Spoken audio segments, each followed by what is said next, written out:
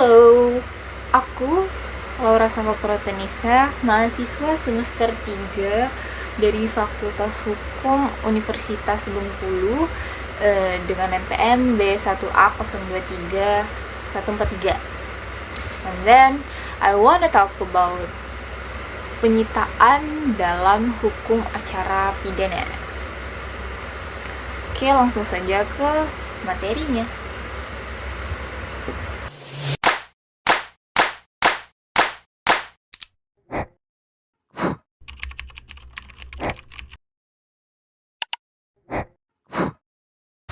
Oke, sebelum masuk pada materi penyitaan, saya akan menjelaskan sedikit tentang hukum acara pidana.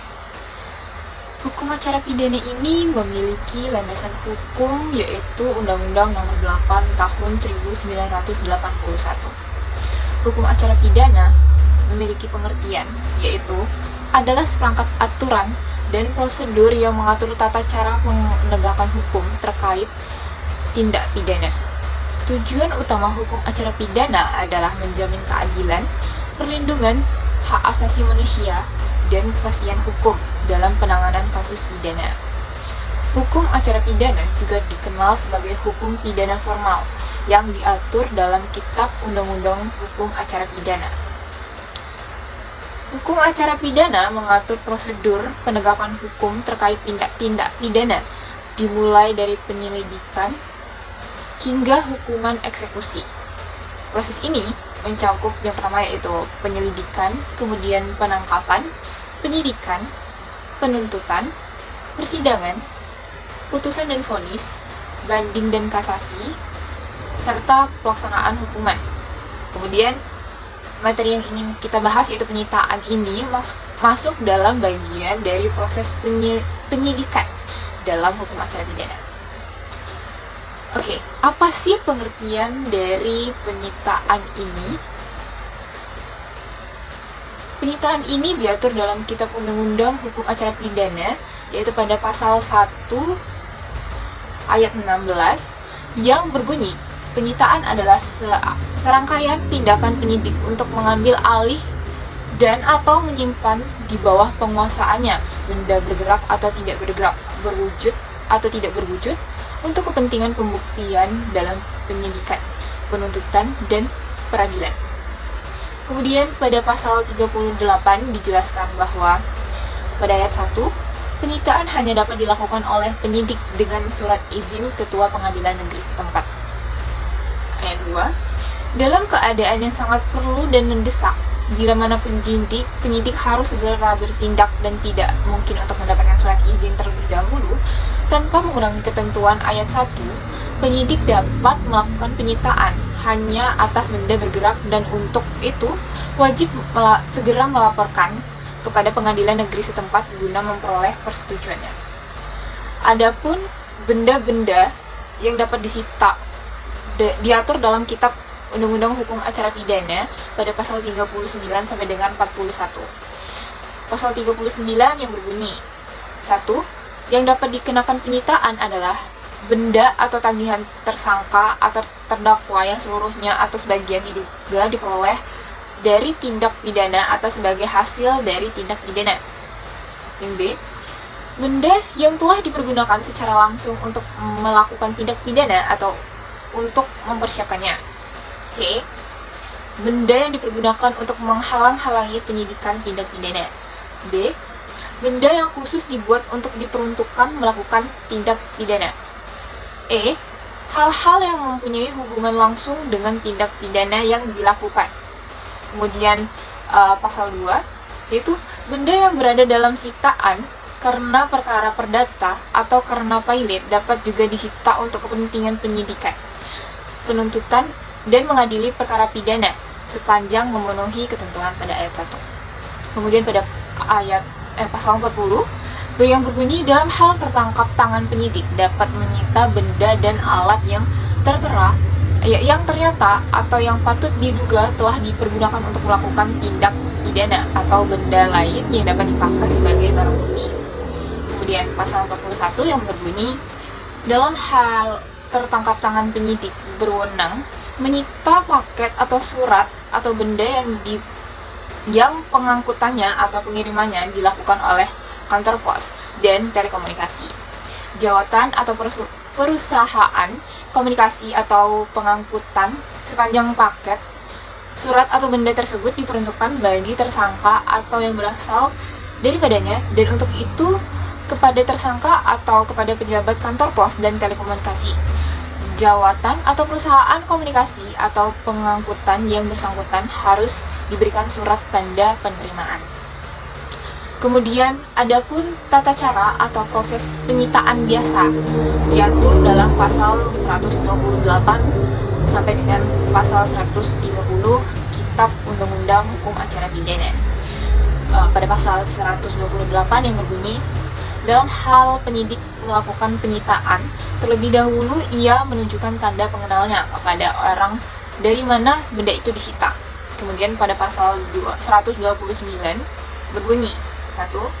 Penyidik memperlihatkan benda yang akan disita kepada orang dari mana benda itu akan disita atau kepada keluarganya, dan dapat minta keterangan tentang benda yang akan disita itu dengan disaksikan oleh kepala desa atau ketua lingkungan dengan 2 orang saksi.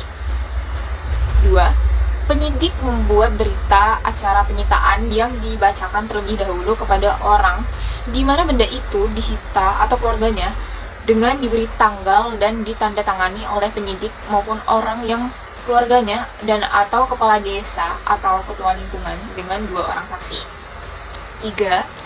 Dalam hal orang dari mana benda itu disita atau keluarganya tidak mau membubuhkan tanda tangannya, hal itu dicatat dalam berita acara dengan menyebut alasannya.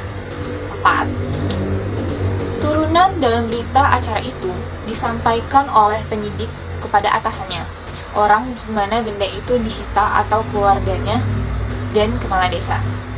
Kemudian pada pasal 130 yang berbunyi, 1. Benda sitaan sebelum dibungkus dicatat berat dan atau jumlah menurut jenis masing-masing, ciri maupun sifat khas, tempat, hari dan tanggal penyitaan, identitas orang dan di mana benda itu disita, dan lain-lainnya, yang kemudian diberi lak dan cap jabatan dan ditandatangani oleh penyidik. 2. Dalam hal benda sitaan tidak mungkin dibungkus, penyidik memberi catatan sebagaimana dimaksud dalam ayat 1 yang ditulis di atas label yang ditempelkan dan atau dikaitkan pada benda tersebut.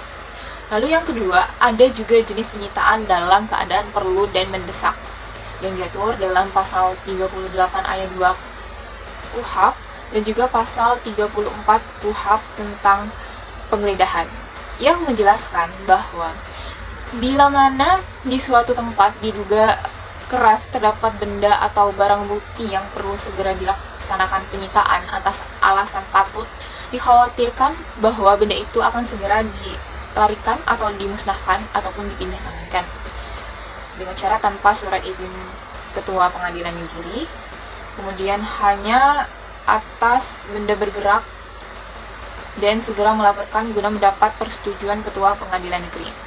Kemudian yang ketiga, ada penyitaan dalam keadaan tertangkap tangan yang diatur dalam pasal 40 Kitab Undang-Undang Hukum Acara Pidana. Kemudian dalam pasal 1 angka 10 Kitab Undang-Undang Hukum Acara Pidana, yang merupakan pengecualian dari penyitaan biasa. Dalam keadaan tertangkap tangan, penyidik dapat langsung menyita yang ternyata digunakan untuk melakukan tindak pidana, benda dan alat yang diduga telah dipergunakan untuk melakukan tindak pidana, kemudian benda lain yang dapat dipakai sebagai barang bukti. Kemudian, pengembalian barang yang disita diatur dalam pasal 46 dan pasal 215 Kitab Undang-Undang Hukum Acara Pidana. Ya, pada pasal 46 yang berbunyi, 1.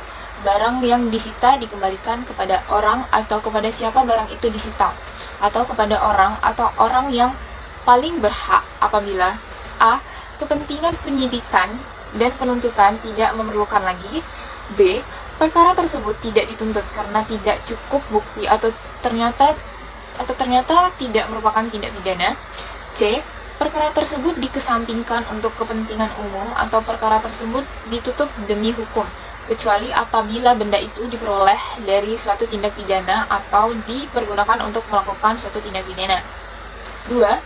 Apabila perkara itu telah diputuskan, maka barang yang disita itu dikembalikan kepada orang atau kepada orang-orang yang disebutkan dalam putusan itu, kecuali jika menuntut keputusan hakim, barang itu disita untuk negara, untuk dimusnahkan atau dirusak sampai tidak dapat dipakai lagi, atau bila barang itu masih dipergunakan sebagai barang bukti dalam hal lain. Kemudian pada pasal 215 yang berbunyi, pengembalian benda sitaan dilakukan tanpa syarat kepada yang paling berhak, segera setelah putusan dijatuhkan, jika terpidana telah memenuhi isi amar putusan. Oke, itu tadi penjelasan dari saya tentang materi penyitaan dalam hukum acara pidana. See you, terima kasih.